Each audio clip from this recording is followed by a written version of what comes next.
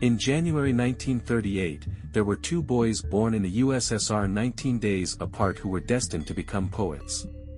Despite the fact, as its admirers assure us, that everything in the Soviet Union was equal for everyone, it's hard to find two fates more different. For the work of Vladimir Vysotsky, who was born and spent most of his life in Moscow, is still remembered today. But Vasyl Stus, who was born in Vinnytsia region but grew up in Donetsk, is only remembered now and then in the context of the victims of the Soviet regime. There are many possible answers to the question of why this is so. These two were so different in everything. But the question that must be asked above all is whether they were known equally during their lives. And the answer is, no. And during the lifetimes of both poets everything was the same. Vysotsky was famous, Stus was not. And for this there were some objective reasons. Let's start with the inequality of initial conditions. Vysotsky was the son of an officer who, after a number of foreign assignments, was promoted to the general staff of the Soviet Army. From his school days he was surrounded by Soviet, golden youth, and was offered admission to the most prestigious universities, but he decided to attend the Moscow Art Theatre School, which turned out to be a good start for his future career. Despite graduating from high school with a silver medal, Vasyl Stus, who was a laborer's son, couldn't dream of anything more than Kiev University, and even there he wasn't accepted due to the fact that he graduated at the age of 16. Thus, Vasyl joined the Ukrainian philology program at Donetsk University and managed to obtain an excellent education there. Though, he had to work as a school teacher and a newspaper editor, both of which didn't reflect his ideas of a good life. So he eventually moved to Kiev to study literary criticism in literature. In the future of the two poets, their character differences became a key. By his nature, Vysotsky was an actor. He skillfully acted in his monologue songs the role of an ordinary person who was in prison somewhere, fighting somewhere, climbing mountains somewhere. However, the author of The Rogue didn't grow up in the gangster community of Bolshoi Karatny, as described in his song. It was a central district of Moscow that had been known as a place of residence for artistic intelligentsia since the days of the Russian Empire. And that black pistol from the very same song was most likely owned by an officer of the Moscow Criminal Investigation Department. The very same Petrovka, 3-8 was actually just a few hundred meters from Vysotsky's house. It was through his songs, in which everyone could find interesting themes, that Vysotsky became quite famous, at first as an actor in the Moscow theater and then in movies. Basically, Vladimir was a Soviet movie star that also sang popular songs. In contrast, Stus was not like him. By his nature, it was pretty hard for him to pretend to be someone other than himself, even when it was necessary. Even though he, unlike Vysotsky, had to join the Soviet army, do hard physical jobs, and be imprisoned, there is hardly any prose of life in his works that he would like to share with all people. On the contrary, Stus was in no hurry to release his poems to the wide public. For him, poetry was a sacred right and a science, rather than a tool to bring something from the stage. And the society, on the other hand, was also in no hurry to understand him, because very few in the Soviet Union knew that there were other forms of poetic structure besides iamb and trochee, and Stus sought to such things that ordinary people do not understand properly. No wonder that by 1965, when he performed at the premiere of Shadows of Forgotten Ancestors, with a speech of conviction against the persecution of intelligentsia by the Soviet occupation authorities, his first poetry collection was just being prepared for publication.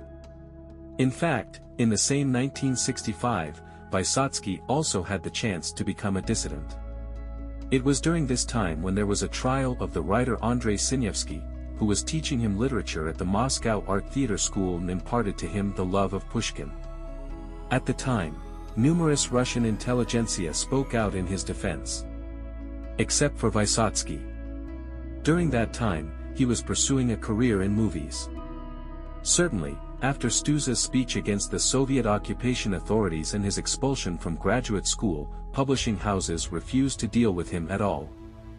It was only in 1969 to 1970 that the poetry collection, Zimoviy Deriva, Winter Trees, was published in a tiny edition in self-publishing, and Vasyl Winter, Merry Cemetery, was published in Belgium, though its edition there wasn't so big either. At least it was official. And then in 1972 Stus was imprisoned and left the prison for only a few months until his death. There were no other poetry collections that he knew during his lifetime. About his existence in the Soviet Union knew only a handful of dissidents, and even in the world he was known mostly as a fighter against communism. In the meantime, Vysotsky reached the heights of his fame and died, having become a cult artist for several generations, whom parents who listened to his songs on records, to sons who listened to his on cassettes, and grandchildren who listened to his on YouTube. On the other hand, Stus's poems couldn't be legally released in the Soviet Union until 1990. Moreover, most of them disappeared in the KGB archives. Not even the intelligentsia was familiar with his poetry, let alone know it by heart. Of course, when Ukraine became independent, Stus became a hero, and his works found their way not only into bookstores but also into school books. My people, it is to you I am returning.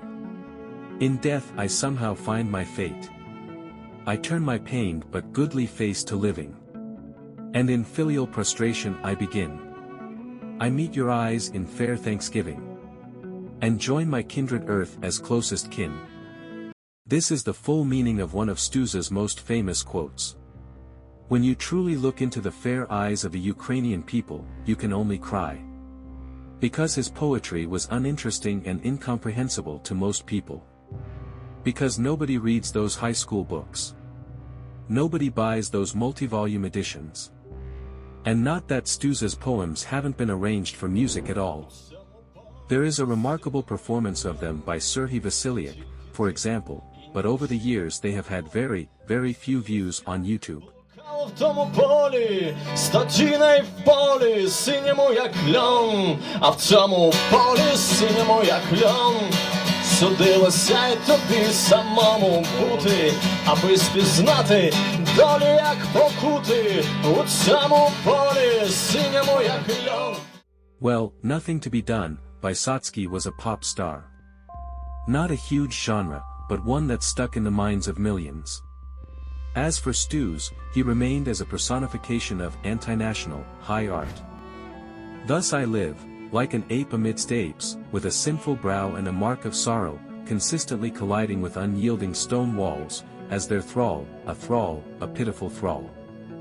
Apes parade past me in orderly procession, their stride dignified, deliberate. To conform is simpler than to remain true, for here, there are no chisels or hammers. O righteous God, understanding weighs heavily. With a mind born sightless. In this realm, you're not but a morsel of agony, endured and dissipated, akin to quicksilver. Finally, the richness of his own feelings, reflected in complex literary forms, was more important to Stus than being popular among those who enjoy songs about prison and war. So perhaps we aren't supposed to like him. Perhaps we are the ones who have to climb the literary mountain and accept him as he is.